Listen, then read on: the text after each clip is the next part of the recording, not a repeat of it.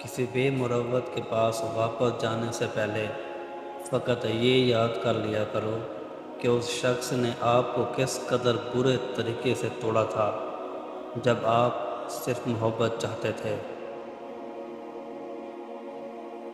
جو لوگ زیادہ مسکرانے اور خوش رہنے والے ہوتے ہیں وہ زیادہ درد برداشت کرنے کی صلاحیت رکھتے ہیں، خواہ وہ تکلیف جسمانی ہو یا ذہنی۔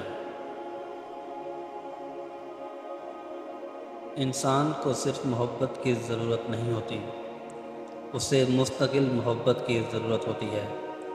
جو شخص آپ کو کچھ دن محبت دے اور کچھ دن بھوکا رکھے تو ایسا شخص آپ سے محبت نہیں کرتا بلکہ آپ پر ذہنی تشدد کرتا ہے۔ جو اچھا لگے اسے غور سے مت دیکھیں، کہیں ایسا نہ ہو کہ آپ کو اس میں کوئی برائی نظر آ جائے، اور جو برا لگے اسے غور سے دیکھیں کہ شاید اس میں کوئی اچھائی نظر آ جائے۔